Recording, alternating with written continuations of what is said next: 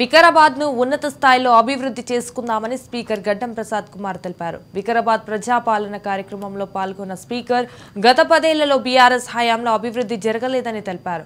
3000 కోట్లతో వికారాబాద్ ను అభివృద్ధి జరుపుకుందామని తెలిపారు. అనంతరం షాదీ ముబారక్ కళ్యాణ లక్ష్మి చెక్కులను పంపిణీ చేశారు.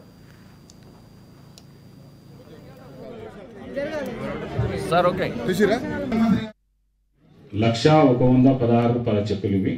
ఆ ఆశలను ఎక్కడ కూడా వమ్ము చేయకుండా ముంగల్కి తీసుకుపోయి అన్ని సమస్యలు పరిష్కారం చేసుకునే విధంగా మన ప్రయత్నం ఉంటుందని చెప్పేసి మీ అందరితో తెలియజేసుకుంటూ మరొక్కసారి ఈ అప్లికేషన్స్ 6 తారీఖు లాస్ట్ కాదు కాబట్టి ఎవరైనా లేనోళ్ళకు కూడా మళ్ళా 4 నెలల తర్వాత అవకాశం వస్తుంది.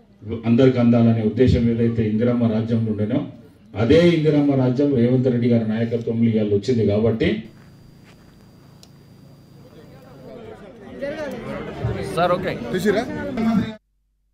లక్ష 116 రూపాయల చెక్కులు ఇవి. ఆ ఆశలను ఎక్కడ కూడా వమ్ము చేయకుండా ముంగల్కి తీసుకుపోయి అన్ని సమస్యలు పరిష్కారం చేసుకునే విధంగా మన ప్రయత్నం ఉంటుందని చెప్పేసి మీ అందరితో తెలియజేసుకుంటూ మరొక్కసారి ఈ అప్లికేషన్స్ 6 తారీఖు లాస్ట్ కాదు కాబట్టి ఎవరైనా లేనోళ్ళకు కూడా మళ్ళా 4 నెలల తర్వాత అవకాశం వస్తుంది. అందరికి అందాలనే ఉద్దేశం ఏదైతే ఇందిరమ్మ రాజ్యంలో ఉండేనో అదే ఇందిరమ్మ రాజ్యం రేవంత్ రెడ్డి గారి నాయకత్వంలో ఇవాళ వచ్చింది కాబట్టి